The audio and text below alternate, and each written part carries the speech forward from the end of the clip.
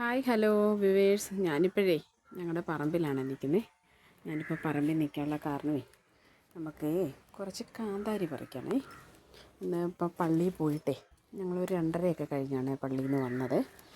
അത് കഴിഞ്ഞ് അപ്പം വൈകുന്നേരം ആയപ്പോഴത്തേക്ക് നല്ല വിശപ്പ് തോന്നുന്നുണ്ട്.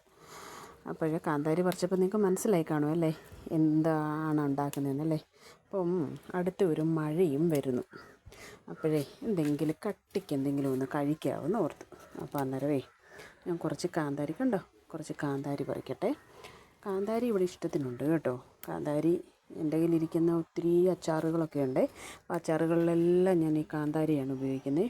വീട്ടിലെ എല്ലാ ആവശ്യത്തിനും ഞാൻ പുറത്തു നിന്നുള്ള പച്ചമുളക് വാങ്ങിക്കത്തില്ലേ, കാന്താരിയാണ് വാങ്ങിക്കുന്നത്. ഭയങ്കര എരിവാണ് കേട്ടോ. അത് കാരണത്താലേ നമുക്ക് ഒത്തിരി ഉപയോഗിക്കേണ്ട, കുറച്ചിട്ടാൽ മതി. അപ്പം ഞാനേ കാന്താരി പറിച്ചിട്ടേ എൻ്റെ കൂടെ വായോ, ഞാൻ എന്താ ചെയ്യാൻ പോകുന്നതെന്ന് കാണിച്ചു തരാം. വായോ. ഞാനേ കൊണ്ടുവന്ന നമ്മുടെ കാന്താരി വെള്ളത്തിനകത്തിലേക്ക് ഇട്ടട്ടെ. പിന്നെ ഞാൻ കുറച്ച് കൊച്ചുള്ളി എടുത്തു വെച്ചിട്ടുണ്ട്. അപ്പോൾ കൊച്ചുള്ളിയും കാന്താരിയും ഒന്ന് ഞാൻ ചതച്ച് കൊണ്ടുവരട്ടെ. ഇച്ചിരി ഉപ്പ് ഇട്ടിട്ടെ. പിന്നെ നമ്മൾ എന്താ ഉണ്ടാക്കുന്നതെന്ന് കാണണ്ടേ.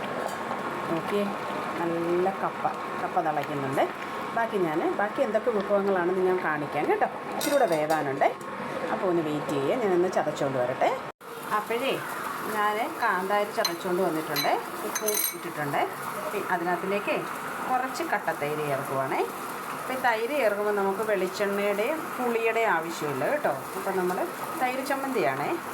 കുറച്ച് തൈര് ചേർത്തിട്ട് നമ്മൾ ഇളക്കി യോജിപ്പിച്ച് ചമ്മന്തി. അപ്പോഴേ അന്നേരം ഈ കാന്താരിയുടെ ഈ എരിവ് നമുക്ക് വലുതായിട്ട് ഫീൽ ചെയ്യത്തില്ലേ. ഭയങ്കര എരിവായി ഈ കാന്താരിക്ക്.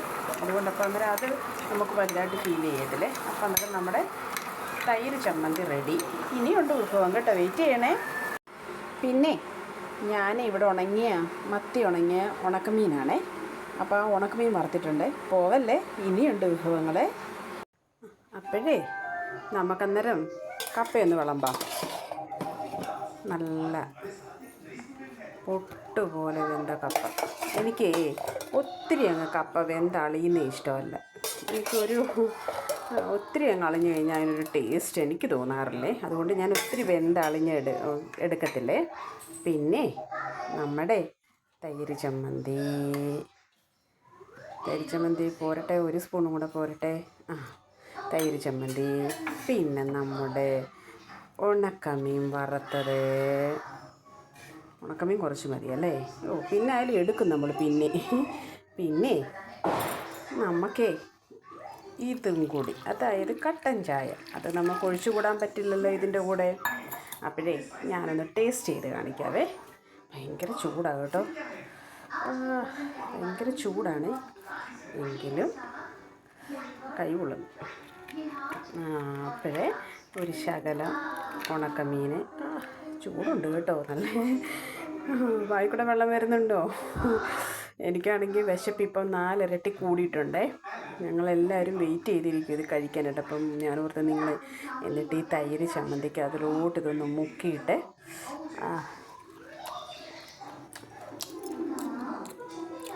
എൻ്റെ പൊന്നോ, ആ ഉണക്കമീൻ്റെ ഉപ്പ്, പിന്നെ ആ ചമ്മന്തിയുടെ ആ കാന്താരിയുടെ എരിവ്, പിന്നെ ഈ നല്ല വെന്ത കപ്പ, എന്താ ടേസ്റ്റ്. പിന്നെ കൂടെ മഴയും. അതുകൂടാതെ ഇത്രയേ എരിവ് കഴിക്കുന്നതിൻ്റെ കൂടെ ഈ ചൂടോടെ ആ കട്ടനും ഒന്ന് ശകലമൊന്ന് കുടിച്ച് നോക്കിയേ. എന്താ ഒരു ഫീലല്ലേ. അപ്പോഴേ ഇഷ്ടപ്പെട്ടെങ്കിലേ ഒരു ലൈക്ക്, ഒരു കമൻറ്റ്, ഒന്ന് സബ്സ്ക്രൈബ് ചെയ്ത് സപ്പോർട്ട് ചെയ്യണേ. എന്നെ കാണുന്ന എല്ലാ വ്യൂവേഴ്സിനും 1000 thanks. Thank you so much.